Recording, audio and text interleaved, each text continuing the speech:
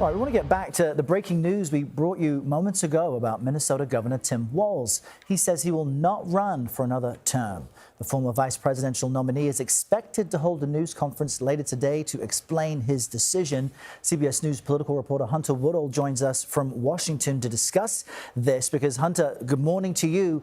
Leading up to today, there was all sorts of speculation that this was expected.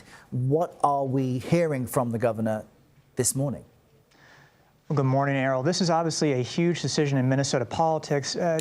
Democratic Governor Tim Walz was actually running for a third term as governor in Minnesota. There's not term limits like there are in other states, and that would have been something that he could have tried to do. Minnesota is one of those places where, even though they don't have those term limits, he can try this, but it hasn't happened. It would have been an unprecedented third straight term as governor.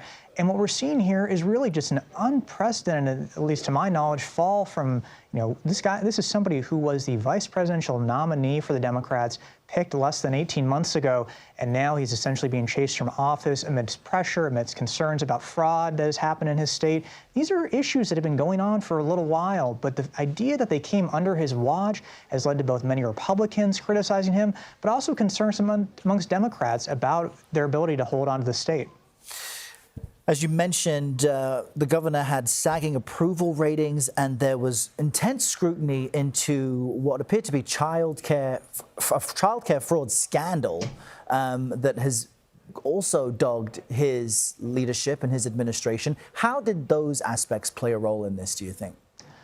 Well, I think when you look at Governor Walz's tenure, I mean, this is somebody who he first won office in the 2018 midterms. Minnesota's had a just absolute bizarre and traumatic set of problems over recent years. I mean, this is somebody who obviously had to deal with the rioting that came after George Floyd's murder, the fire that took down the 3rd Precinct station, but also these other issues that came up in the state, including trying to lead his state through COVID. And that's where a lot of these fraud issues start coming into play. All this federal money, all these dollars that were spent, to answer the pandemic.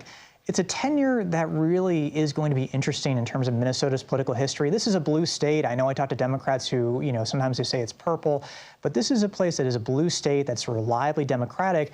And the idea that both the governor was going to try and run for a third term, but also have these issues following him around, obviously kind of led to some Republicans saying, hey, they might have had an opportunity here to break a long-standing losing streak in Minnesota statewide races. But the idea now that the governor's not going to run really does open things up. I had a source tell me moments ago that Democratic Senator Amy Klobuchar is considering to actually running for governor. Klobuchar is somebody who's won Minnesota easily, time and time again. That would take this race and essentially make it a reliable Democratic hold if she does end up running.